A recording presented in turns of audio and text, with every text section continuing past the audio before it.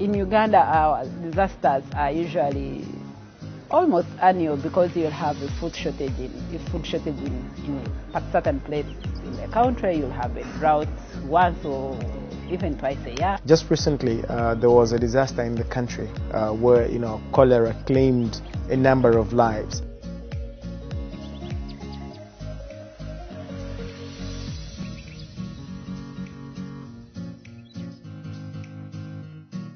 The levels of reporting on disaster, matters are very low. Most of the time, you'd find journalists being invited to cover an event. What will happen is that they will cover individuals or officials at that particular event, not necessarily the activities of the event. We do report disasters, but usually it's when the disasters are taking place. It's rarely. People rarely invest money in reporting about things like resilience, for example, because media houses are basically trying to get the quick story, because then that reduces the cost you invest in a story.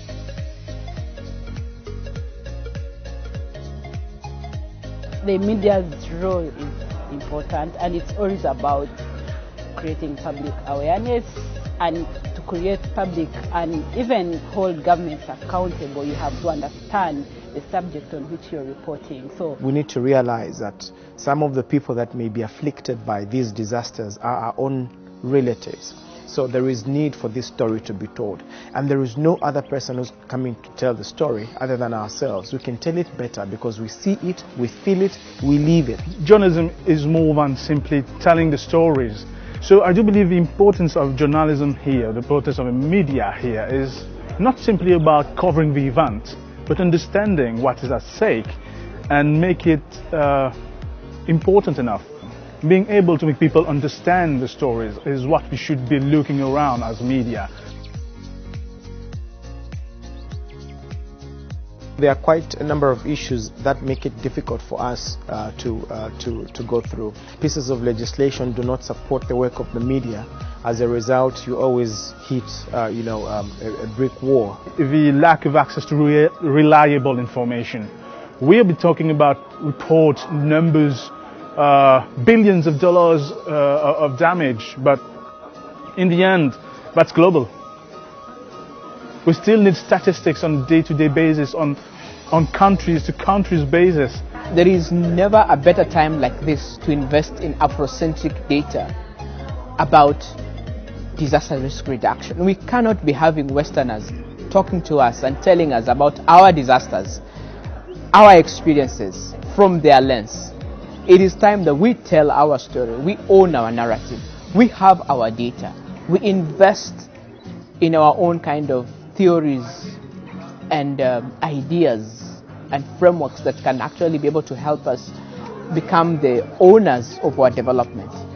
The more we subcontract the foreigners, the externals, to talk to us about our disasters, our homes, our communities, we lose the power to change.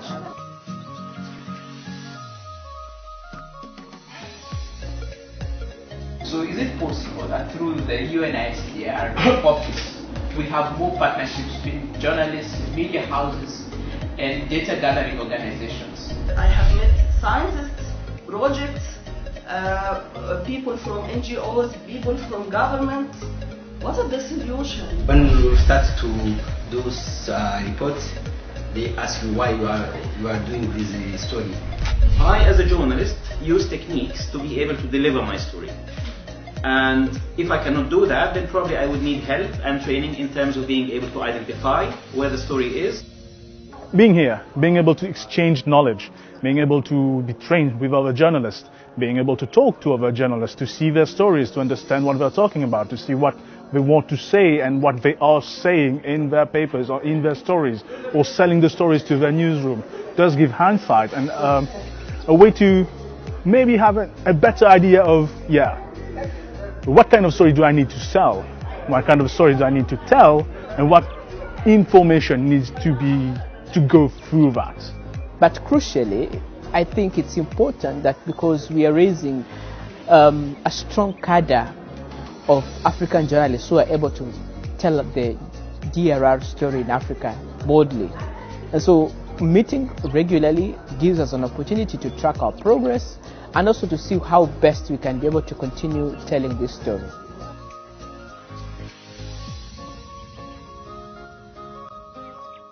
There is now a body of journalists who are together. There's a network.